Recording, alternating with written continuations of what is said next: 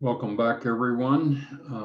Hopefully you are all back here. It's hard to tell with the black screens. Maureen, we can pick up with the questions and any other items you want to present. So we're covering two topics. We're covering first just the general idea of comparative urban politics and why that is such an important approach. And then specifically the topic of resiliency and why do some cities recover better from economic shocks than others. So Maureen, I'll let you recognize people or make comments as you wish. Okay, great. So let's just open it up for questions and discussion. Yes, Mitch.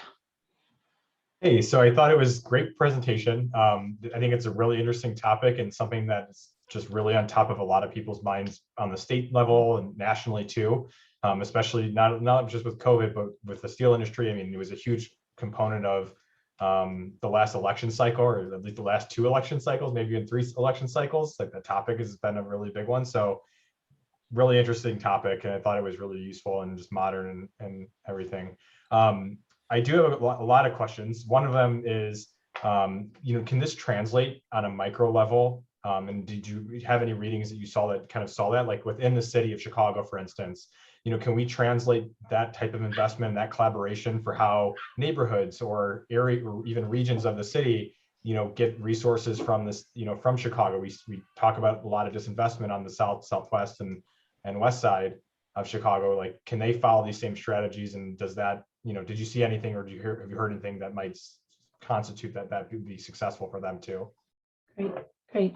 That's a great question. That's and I would say absolutely it translates. And one of I think the most important takeaways, because there's so much both academic knowledge, intuitive knowledge, community experience about the value of community organizing and how that can have power at a political level. But what I think this research points out is the connecting across sectors is important, so that, if a community is, so for example, in the Pittsburgh neighborhood, those community councils and community development corporations granted, actually this would be a policy recommendation as well. They got a lot of capacity building. Both the universities and actually Ford Foundation was a very early investor in capacity building at the community level. So I think the Pittsburgh case shows the first time when they had that classic governing coalition of just politicians and business, and community was not involved. In the interim years, there was a lot of money invested in community capacity building at the grassroots level. So when what they called Renaissance 2 came around, community members were more equipped to have a seat at the table. And in fact, this guy that I spoke with in Buffalo was very involved in the community organizing early on in Buffalo. He said our greatest challenge was the lack of capacity. He said people didn't know how to, report out on the grant that they received and keep a budget and all this stuff that you can have goodwill as a community member, but we also need skills on as you get, into getting, and if you get more money and more funding, et cetera. So I think that the takeaway for the micro level would be, one, capacity building, and for policymakers, capacity building at that local level. And then 2 would be that if you're trying to get some political influence, you should be crossing and collaborating across networks, like with the business community, with foundations, with everybody else, and not just self-organizing. Thanks. Okay, great. Ryan. Thanks. I was just curious, was there any kind of quantitative way to calculate social connections and measure the impacts on economic resiliency? Like a 1 standard deviation increase in social connections has some sort of corresponding effect on whatever measure of economic resiliency you want to insert on the left side of the equation? So the only one that I know, I'm sure I am not a quantitative expert, so I can't answer that as well as could be answered. But what I can tell you is one of the ways in which people are trying to probe that is using social network analysis and using all the tools. And in fact, Sean Safford, he was, I think, an MIT like business management, and then got into this understanding how cities, and that's what he did, was used some of the social network computer tools, the network analysis, to kind of quantify at least the connectivity that is or is not there. But as far as then kind of statistically, I mean, I'm sure it could be done. Maybe somebody in this room knows better than I, to show that impact on bounce back, except that when if the connectivity is there, which is what he showed in Allentown and Pittsburgh. In Allentown, they were connected more across sector, whereas in Youngstown, it was really those who were the industrial tycoons held all the board directorate positions of all the community organizations. And so when those tycoons left, the community infrastructure collapsed, and he showed that using network analysis. Okay, thank you. Welcome. Sean.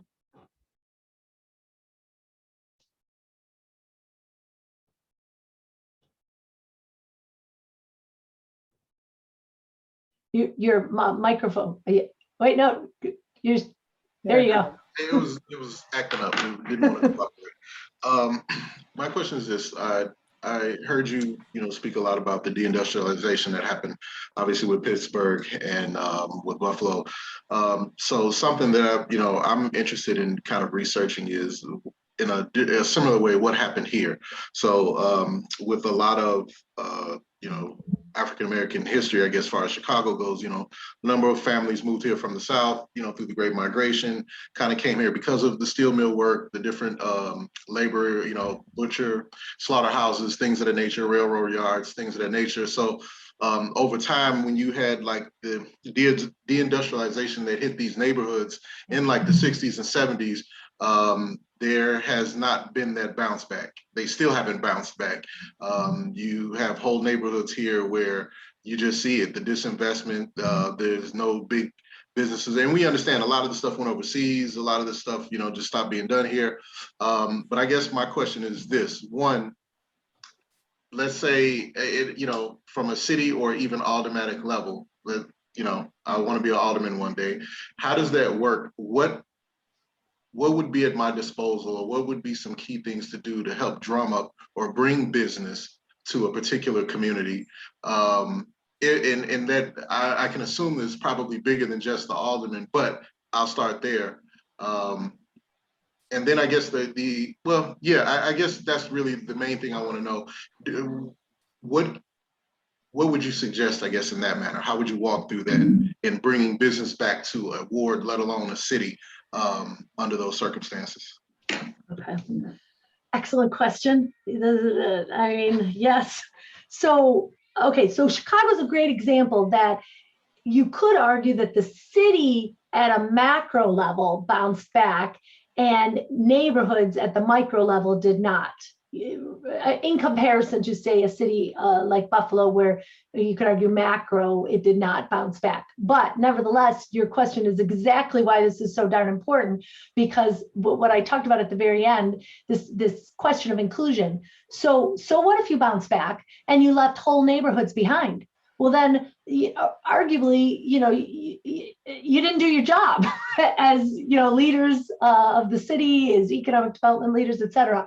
So I think that that's important. Okay, but to your question, what it would be at your disposal, say you were elected as an alderman, my first instinct would be, one, participatory innovation. So inclusion of the community in decision-making. That, like when I talked to city council members in Buffalo and Pittsburgh, that was one thing that they felt either is being done well or is not being done well and could be improved. So some of the theory of my argument in social connectivity is founded on all these decades of research about social learning and collaborative governance in general, but the idea being that, well, Well, let me give this example that, like I said, that the leaders in Pittsburgh were even saying, how do we get steel back, right? And that their constituents were actually asking for steel to come back, right? So they're responding to their constituents. In the meantime, over there in the university, they've developed this amazing robotic technology. They've done this, they've done that. Somebody else did this, somebody else did that. So part of what I think it speaks to is that governance is really not restricted to those representatives. When you have a systemic shock, I mean, there was a long history on kind of thinking about politics as systems, right? And I think Professor Simpson, you can help me, but I think we went through a period where there was more looking at things as system, and then it kind of went out of vogue. Is that right? Or somebody once said that to me. That's right. I'd like to also pick up, Maureen, with some, let's take two neighborhoods. Let's take Inglewood and Lakeview. Obviously, one comes out much better. And if you look at, are they better off? And there are a bunch of reasons. A bunch of rich white people live in Lakeview, a bunch of poor people, poor African Americans live in Inglewood, and so forth. All of that does have an effect. As Maureen's model shows, there are a lot of things going on. But there is also this history. So when I was alderman in the 44th Ward, first of all, I started with a community that had multiple community organizations. When we created the ward assembly, there were more than 60 organizations send representatives from one community. We're talking about one ward, not two organizations, not five organizations, but multiple organizations. Second, we had a history in Lakeview, which was rather unique. In that urban renewal had tried to come in, and we said, okay, we'll let you come in if we can control the community, the urban renewal board, which governs urban renewal. That means we could make sure that they didn't just bulldoze everything as they did in the part of Lincoln Park where they came in. So we had a history of, and the city said, of course, under Richard J. Daley said, no way, we're not going to give you guys control over your own neighborhood and let you keep control urban renewal and federal dollars. But we'd had a history of resistance and cooperation and collaboration. In addition to all of that, we created new instruments of neighborhood government, the 44th Ward Assembly with representatives from every community organization, but also elected representatives from all 64 precincts. And we met monthly together as a group of 200 people that were chosen to represent all the segments. Again, we're only talking about one ward. This is not the citywide. And they could control my vote as alderman and the projects we undertook and so on. We were also one community, and even under all the remap proposals today, Lakeview is one community. Whether you take the citizens remap, you take the African American remap, or the Latino remap, the ones that are known, all of them leave Lakeview alone. They don't mess with the community boundaries. They don't mess with the community. There are a bunch of reasons for that I don't have time to get into. But if you take a look at Inglewood, not only is Inglewood poor, but Inglewood has had as many as 4 or 5 aldermen. That it has been chopped up, and depending on which decade we look at, well, if you don't even have a single alderman to represent you, because you're divided, there are 4 or 5 aldermen. I mean, it's like, they say about the Constitution, it's writing the Constitution of the United States and getting it ratified is like trying to get 13 church bells to ring at the same time. Coordinating is very difficult when you have multiple aldermen. You don't have any cohesiveness. You don't have an economic plan. You don't have community empowerment. You don't have the equivalent of a ward assembly or participatory budgeting or any of those other kinds of things that might build capacity. Inglewood also doesn't have, of course, universities and the like. The closest of major universities, University of Chicago, which is, although it studied Inglewood, has never really invested in Inglewood in any meaningful way, and so forth. So to Maureen's point, Maureen makes the argument that 2 things that communities might conceivably control matter, besides all the other things like economic base and so on. First one is social connectivity and a history of social connectivity that goes over a long period of time and builds in the habits of collaboration, coordination, and effective action. And the second is being able to force, in this case, City Hall, the state, and the government, the federal government, to give you the resources you need to work with you instead of against you. So it would seem, just using two neighborhoods like Lakeview and Inglewood, that you could do a historical analysis, you could do the tests of different quantitative measures, and you would come to something like her conclusion that Lakeview is more like Pittsburgh and Inglewood is more like Buffalo to a different extent, but the same idea would carry forward even if you were comparing neighborhoods. That's such a perfect example. I mean, you couldn't have said it any better. That is a perfect example because those were actually the things I was going to go through, like participatory budgeting, like you as an alderman can create what Simpson did in terms of neighborhood institutions to get inclusion. So the goal of the representative is to get that feedback. And what I was saying about the social learning is the idea is that each one of us does not have the answer. Each one of us cannot do it alone. And so to think that a leader alone could solve our crisis is folly. And then the other thing I was just going to say, what I would suggest, and this is kind of goes to that, but in terms of building that capital to get resources to build human capital. So that means skills training, community colleges, it means apprenticeships, all of that type of training. And we need, that's capacity building broadly, not for an organization, but for individuals, right? I'm glad you mentioned that because that was, I'm not going to, you don't have to answer it as, I guess, a second part, but that was something I was thinking of as well. Since those industries and the different things that, left with deindustrialization, what happens? The service industry is real big. Hospitality is real big. IT is real big. Those things, STEM, all those things are big now, but it's like you have generations of people that are left behind. Once the labor markets left, once the manufacturing markets left, you had a period of nothing, and you have a lot of people that are behind the 8 ball and they need to catch up. So that was the next thing. How do you hitch the train to move forward? How do you pull it back to hitch the people to move forward on what are the forthcoming industries and the things that children and curriculums and education need to be pointing toward in terms of success for adults growing up now?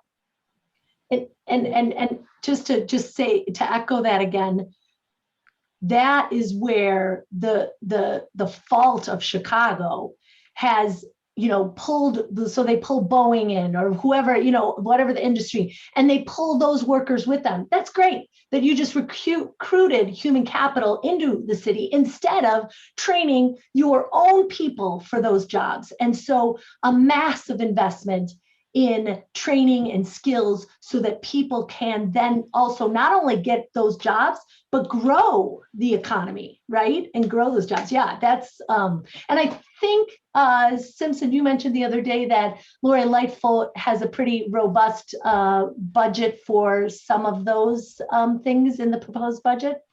Yes, the new budget has $1 billion that are going into First of all, she has Invest Southwest, which is a capital program with both the public and the private sector. But the budget that passed today in City Council has $1 billion in it, which is dealing with creating affordable housing, which also mean the jobs to create affordable housing. There is a number of education programs, including preschool. There are a number of health programs. There are a number of, if you think about dumping $1 billion that the city didn't have before, this is essentially new money, in particularly earmarking it as the Lightfoot administration. And you might ask, why did basically all the progressive aldermen vote for Lightfoot's budget after they didn't in every other previous Lightfoot budget? One reason is that the complaints of the progressive aldermen about building this kind of human capital was fulfilled much more in this budget than in any of the previous budgets. So how can you complain if the city administration has taken your ideas and implemented them? Great. Daniel. This is maybe not a fully formed idea, or question, but I'm doing my project on Boys Town and the movement of spaces within it. And so using Lakeview as an example of positive impact of densely connected institutions and investment in human capital is jarring to me because of the way that those institutions have pushed some people out of the neighborhood and recruited a more affluent set into the neighborhood. And so looking at kind of the opposite end of the spectrum, is there such a thing as overdensity, overinvestment leading to disempowerment? I'm thinking specifically about the Take Back Boys Town movement, harassing homeless youth, pressuring the North Halstead Center to remove furniture so that homeless youth don't have a place to go. Like, is there balance here that needs to be struck? Well, I'll start with that and you can maybe help me out. But first I was going to say the downside, there is a downside to social connectivity as we witnessed on January 6th. I cite that as just an example, right? So anyone can connect and they can connect around a range of issues. And so connection in and of itself isn't the goal. So I don't know that it's the overinvestment as much as those, I mean, this would be classic community organizing, right? Those that connect and are effective at that connection and getting resources and political will and all those things around what they want are more successful, which is basically politics, right? Influencing the political process. So I guess the point being that you could get densely connected and networked, highly connected, well, even Pittsburgh. Give that example that Pittsburgh was able to bounce back, but also did not do much for its African-American community.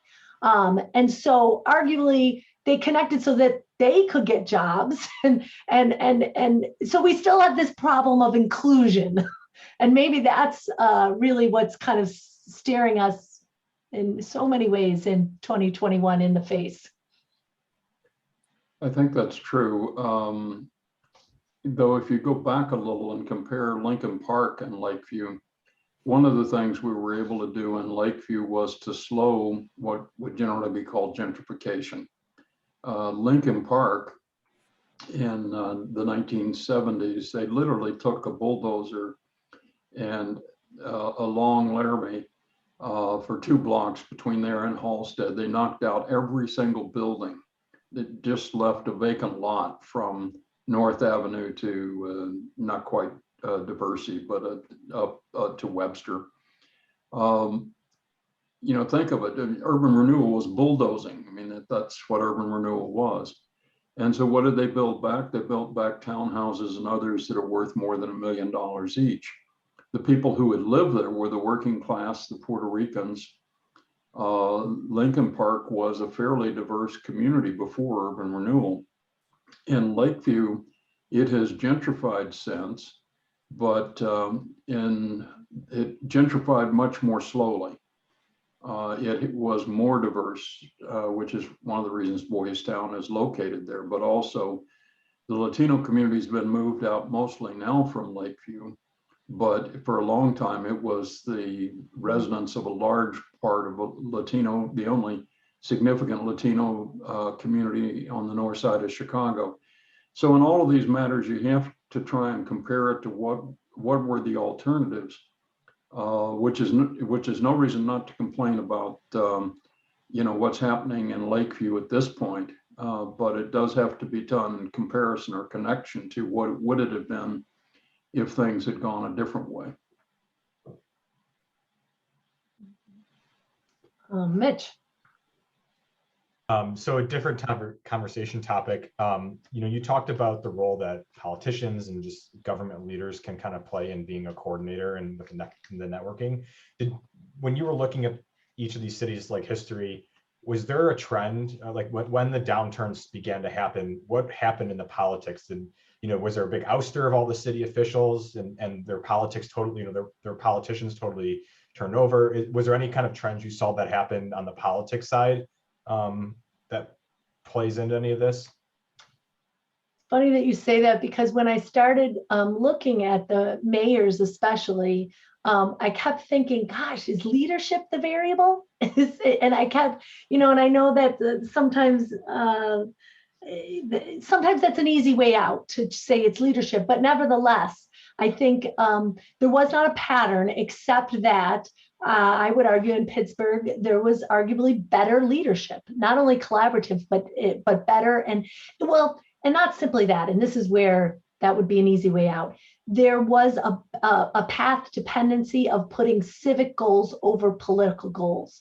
So while it had been a strong democratic machine, same as Buffalo, very similar in terms of the history of democratic machine, around the time when they had that first governing coalition, they kind of agreed that there were going to be a set of civic goals, and that trumped some of the political goals. That never happened in Buffalo. Buffalo has stayed very political. In fact, there's still, the city council is up to this day very political. It's funny because when you interview people, even about patronage in Buffalo, they don't even sometimes recognize it as patronage.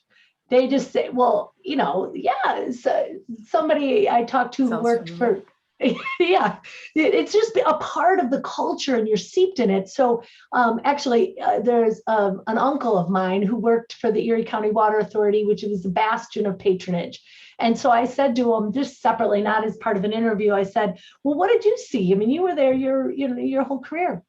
It's like, well, I don't think that was patronage. We'd get the call that we had to hire someone and they really never knew what they were doing and you kind of had to keep them along. And he goes on telling this whole story. And then I go, Uncle Jim, that's patronage.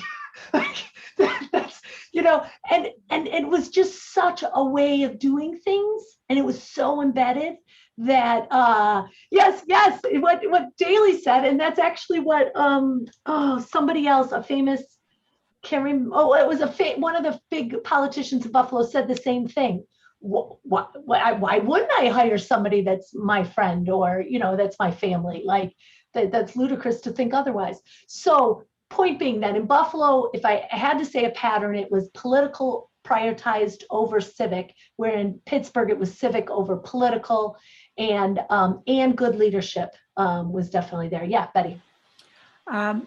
I'm listening to you. I came from a family like that, so I'll just say that right now.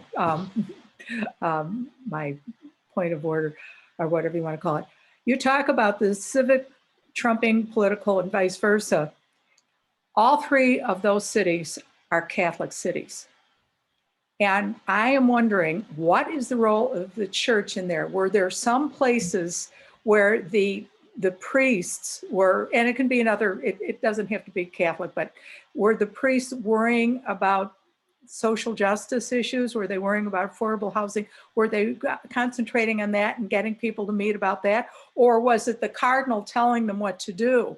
Did you find anything with that? Because I see that very much connected with everything. Yeah, so it's funny you say that, because right, when you're starting research, I remember I had pages of variables. Well, is it this? Is it this? Is it this? One of them was the Catholic identity and Catholic culture as part of it.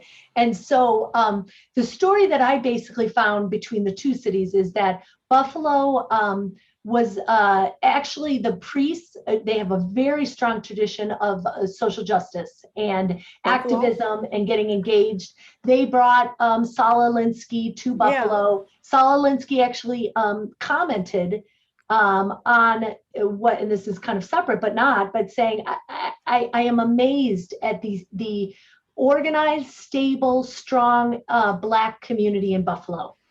And that was like at a time period where we could have gone in one direction and we didn't. But point being that there was a lot of organizing between the African-American community, the Catholic Church, and it doesn't seem to be at that point in time too much kowtowing to the institutional church. Now, absolutely, but that's part of a bigger shift in the Catholic Church. But in Pittsburgh, interestingly, so it has a little bit of the Scots-Irish kind of culture, but also Catholic immigrant. And they brought in Saul Alinsky and didn't go quite as well. And what people argued is that Pittsburgh is much more comfortable with the corporatist, the less confrontational way of making change, partially because they had seen success from it, this corporatist model in Pittsburgh. And so, for example, there were some grassroots groups that were connected up with some of the faith-based groups that were doing some of the real, some Alinsky style organizing, but also kind of, there's one story where they left like the dead fish in somebody's car, and then they protested in front of people's houses, and it was a little bit more, and they lost the support of many of the wider community. People were uncomfortable with that. They didn't want to see change in that way. So there definitely was a different style of organizing. But then if you asked, well, so what, you'd kind of have to say the Pittsburgh model was more successful, but I don't know that that goes to that model of organizing or this broader institutional fabric. What about the church in Cordoba? In Cordoba. So from what I know, much more institutional, and actually what I do know is that there's a very large tension in Cordoba between kind of this conservative, agrarian, the province is very agrarian, so agrarian, traditional, and Catholic, and then the other side, which is more the union resistance, take to the streets. And these two tensions are so palpable in Argentina. And in fact, it's funny because going there at this point in time made me think, gosh, all the lessons, some of what Argentina is going through is what we're not going through. So, these hardened divisions. But I think the Catholic Church, it's complicated there because some of the institutional Catholic, they went with the military regime, which at Cordoba actually took some of the brunt of the repression, the worst in the worst era, and that because there was so much union activism in Cordoba, so they were some of the worst recipients. I mean, just when I was down there, I mean, you see so many odes to the disappeared, and it's still so alive, and they feel that, and so I would say. And this would, I can't say 100%, because Cordoba was just really a check and I didn't go as deep, but I would say definitely the more conservative Catholic Church element there.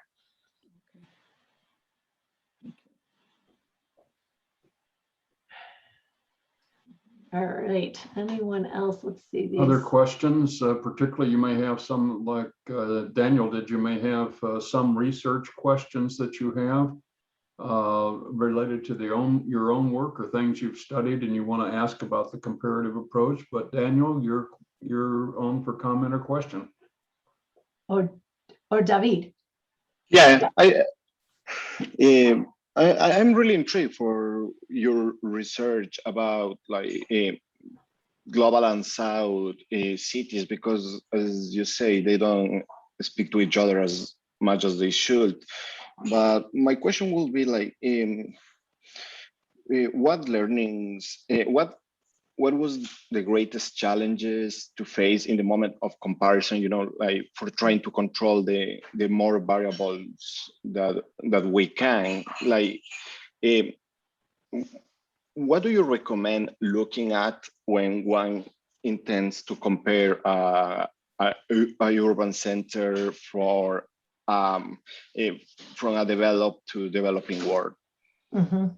Okay, so great question.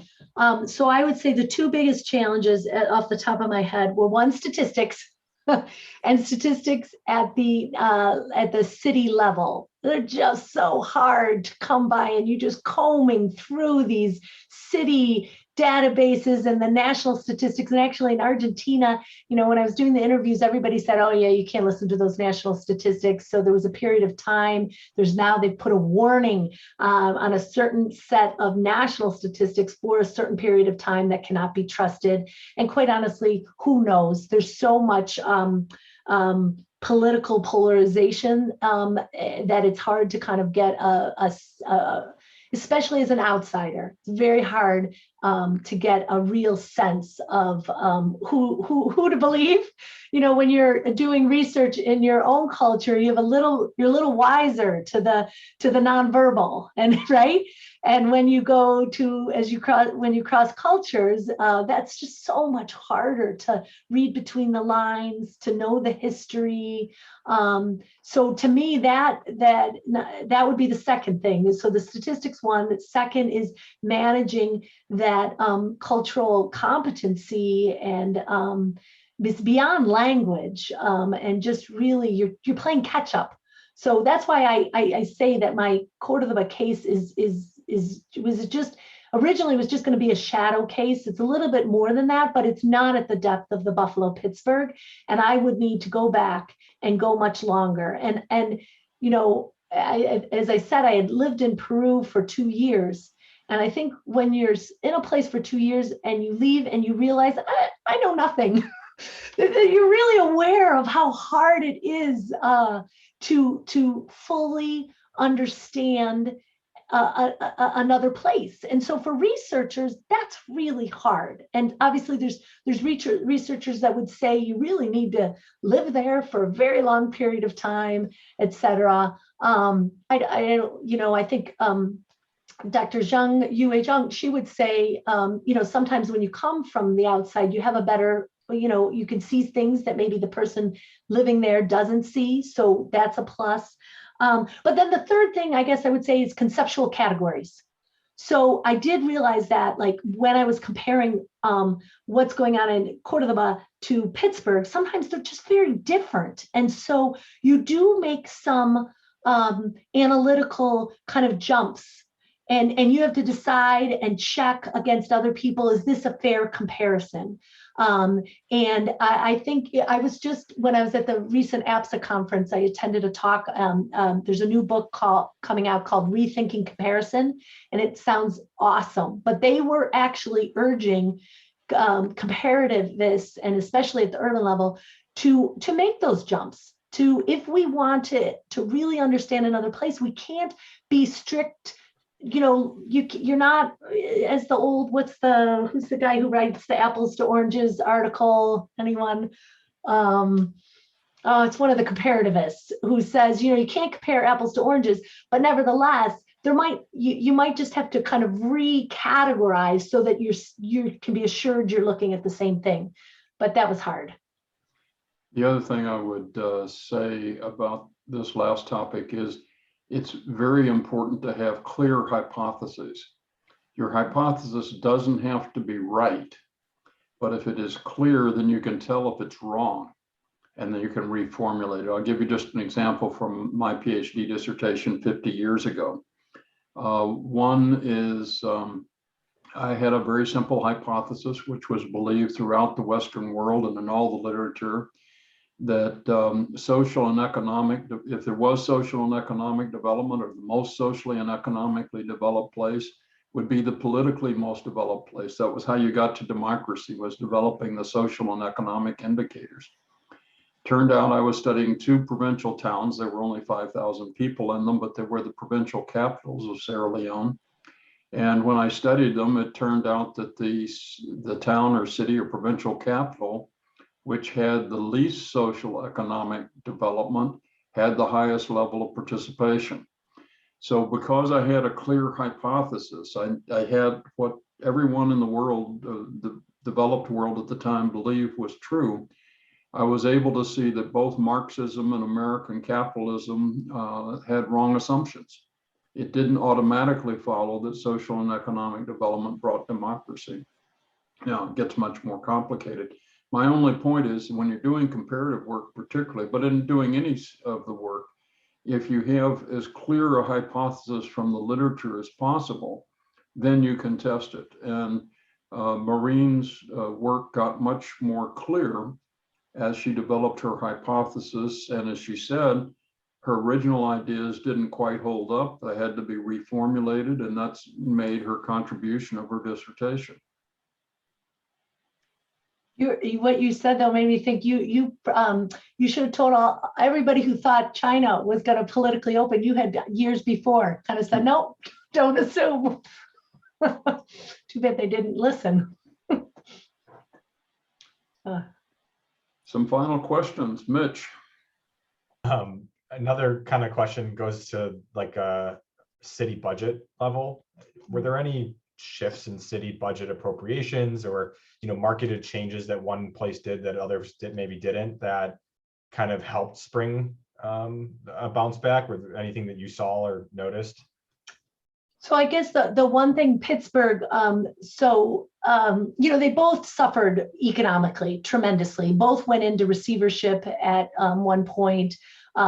So very similar in that sense. When Mayor Pete Flaherty in the 70s was elected, he was elected as they called him, he said he's nobody's boy. So he kind of argued, I'm not beholden to anybody, not the Democrats, not the Republicans, I'm going to do what I'm going to do. And he, I think actually Terry Clark, who you've all met, he could tell you more about this. He wrote a very long book on this and calls him I think it's a new fiscal populist at that time, because he basically really pared down Pittsburgh's budget. So, the city's in decline and it couldn't be spending. And he actually really shed a lot of the budget to make it a little bit more sustainable, which obviously comes at a cost of jobs and like you maybe didn't do some of the long-term infrastructure investment and stuff like that. But he did, they kind of tried to trim the waste, getting rid of the chauffeurs there was some famous story about like the meter readers who had a chauffeur, or something like that.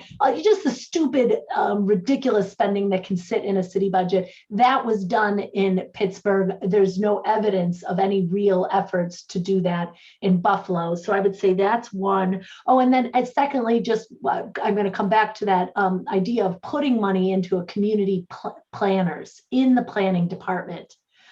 If you go to Buffalo's, even the website for their planning department, I mean, there's barely a record of any plans. How to get community consultation is close to nil. So I would say those two, really kind of getting out the what do we call that? The waste, and then also putting a little bit more prioritization on the community. And Maureen, can you tell the story, because many people in our group wouldn't know, of Pittsburgh's Renaissance 1 and Renaissance 2, and why didn't Buffalo have any Renaissance, either 1 or 2? Right. So it's really actually a great story. Renaissance 1 is, R.K. Mellon, he's like the industrial scion of Pittsburgh, the patrician, wealthy beyond wealthy. And then there's David Lawrence, who's the Democratic mayor. He was the chair of like the Democratic committee. I mean, he is machine Democratic, personified. And the two of them form a partnership. And there's all kinds of studies on and looking at who they were as people that caused them to do that. But David Lawrence is very practical and knew that basically, if we want to get something done, I'm going to have to form this partnership. So they form this partnership.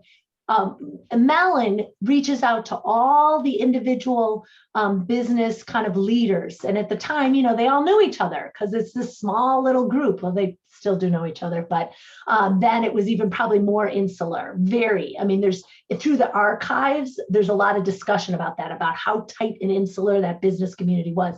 But he gets them all at the table and he says, our city's going to go down. And this is actually, so right after World War II, again, the smoke, the flooding, the problems, Pittsburgh had a lot of problems. And he said, we got to do something. He had them, they made an agreement that it's only the heads of the people who can sign off and say, yes, I'll give you this money. Can't send anybody else. You can't send a staffer, has to be the head person. And he says, this is civic over our own business interest, and let's shake on it. And they shake on it. And then they begin to work with David Lawrence, and they actually do a tremendous job and get a ton done. And it's like R.K. Mellon was on the board of probably, probably 80 to 90% of the boards in the area. So he had a lot of capital, and that's kind of was part of the appeal of a governing coalition that business had. So even when they were trying to redo this, it's called Point Park, it's right on the rivers, and they wanted it was an eyesore, it was a transportation problem, but the railroads owned it, and the railroads didn't want to sell. So what R.K. Mellon just goes, he's on the board. It's like, you're going to sell. So they sell. So it just really speaks to the power that what a elected politician only has so much power that you have to enlist the other groups. So that gets called Renaissance One, and that happens before deindustrialization.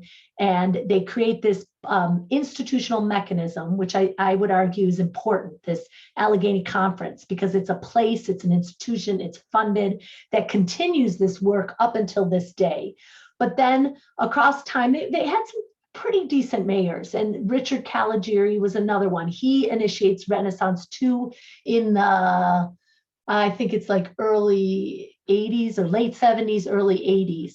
And he says, this is now after deindustrialization. And so he reinitiates kind of, gets the Allegheny Conference more active, but this time includes universities, foundations, community groups, et cetera, and goes much wider and gets them all pulled in. And they do great stuff. I mean, in both examples of Renaissance, they're very, in many ways, indicative of the times, right? The one that's very insular, and then one that's a little bit wider.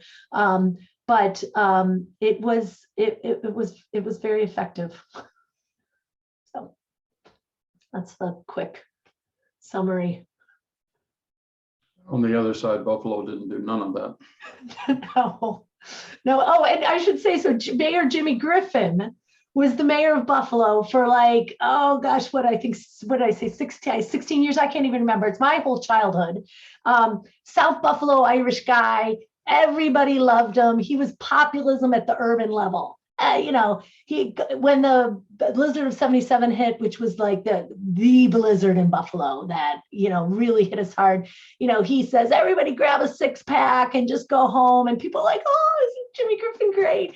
But you do not mess with Jimmy Griffin. And when the Buffalo News would report something and criticize and play the role of journalism as it should, he would never give that reporter an interview again. He could be mean. He disdained expertise and believed in this kind of intuitive, 6-pack South Buffalo Irish guy. He got jobs for all the Irish, which is part of the story today. So, there was this agreement. You got the Irish mayor, you got the Italian mayor, you got the Polish mayor, and they all kind of shared.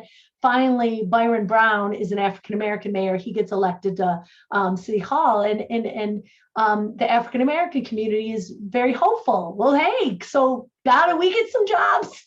Isn't that how this works in Buffalo? Isn't this the deal? But now the deal's not working. And he didn't really do too much for the African-American community, maybe because if he had, he would have gotten criticized. Who knows? There's a whole lot you could read into that. But anyways, Jimmy Griffin, for 16 years, we had that populist type, no coordination, no strategic planning, didn't want to talk with people. And so back to my kind of argument also about leadership, that hurt.